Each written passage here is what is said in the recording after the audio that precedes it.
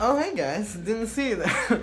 Hey, what's up? It's Julian. Today I want to talk to you about the age-old question: is using a reference track stealing, or just kind of like, is it lazy? All that kind of stuff. And today I'm going to tell you why it is not any of those things. So, if you don't know what a reference track is, oftentimes in dance music and electronic music, I don't really think people do this outside of electronic music.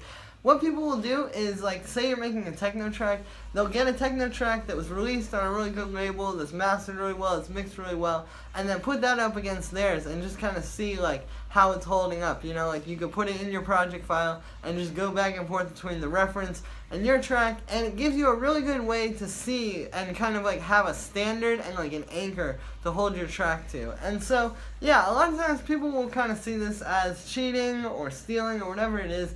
And really, the truth is, I think it's just kind of what you do with it. You know, like, if you just want to take a reference track, put it in your project file, and just follow that exactly for your structure and your mix and get, like, the exact same kick and all that kind of stuff, then yeah, maybe it's a little bit, you know, like, even then, I think you could still do a lot to make it a unique track. But maybe then, you know, it's not as much of a thing. But if you're really just taking it and, like, listening to it and using it, like I said, as a reference and as an anchor to just kind of get a standard of what it needs to be, I really don't see anything wrong with that. You know, I think this is a great technique. I think it's a really good way to get your tracks sounding really professional. This is how I did it, you know. If you guys listen to my early videos, I wasn't using reference tracks, and they really didn't sound that good. But if you listen to my stuff now, I use reference tracks, and I try to, you know, really get an idea of what is going on in these professional tracks, and then do it in mine. And the thing about this is like, you know, it's honestly just kind of hard, I feel like, a lot of times, to really get that in your head. Like,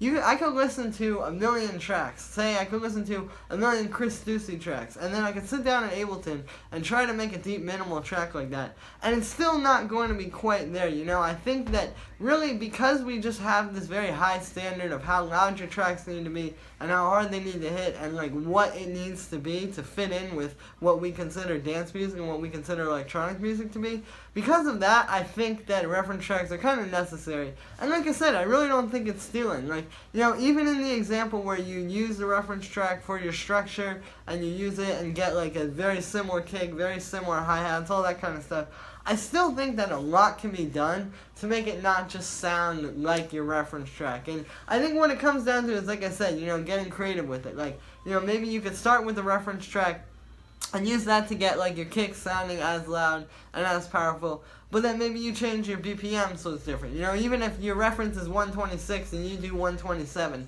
that's still a little bit of difference, you know? Or maybe, like, a lot of times what I'll do is I'll take a reference track into my project file, and I will use the structure, but what I'll do is I'll completely chop it. Like, I'll take, like, the break and put it 4 bars earlier, make it 4 bars shorter, take, like, all these different parts, and by the end of that, you have a very different structure, and then you can follow that, you know, but it just kind of gives you something to work from.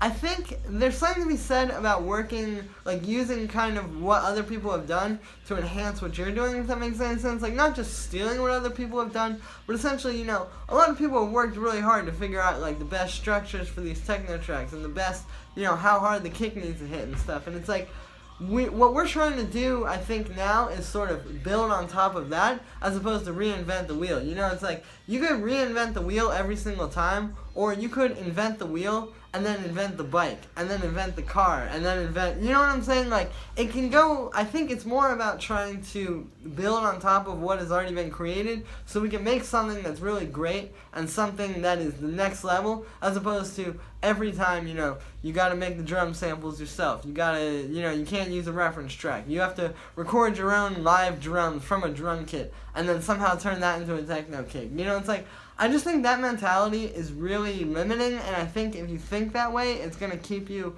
from doing really great stuff. But if you think of it more, like I said, as kind of building on what's already been done, you know, use a reference track so you can get that standard of loudness and fatness and all that, and then do something even crazier than they did on top of it, I think that's really going to make the best music. And I think maybe not that only is going to make the best music, but I think in terms of this approach to creating music, that is the way to look at it. You know, that's the way where you're really going to make the greatest stuff and get the least frustrated as well. You know, it's like, again, why do you want to reinvent the wheel every single time? Like, give yourself an anchor of where to get to, and then just kind of take it maybe 10 or 20% on top of that, and there you go, you have a really fire track. So yeah, that is pretty much how I feel about reference tracks. You know, I just wanted to make this video and talk about it a little bit. I get a lot of questions about it. A lot of people have asked me how to use reference tracks. If you want a video like that, let me know in the comments, because I will definitely make that one.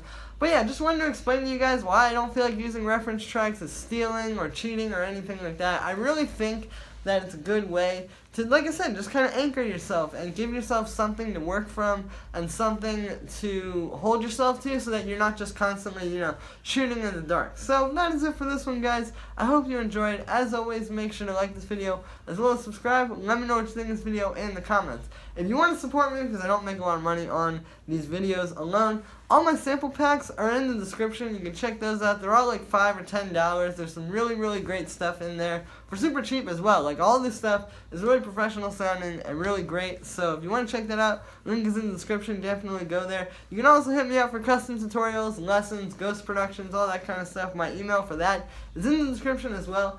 And yeah, thank you so much, guys, and I'll see you tomorrow with another video.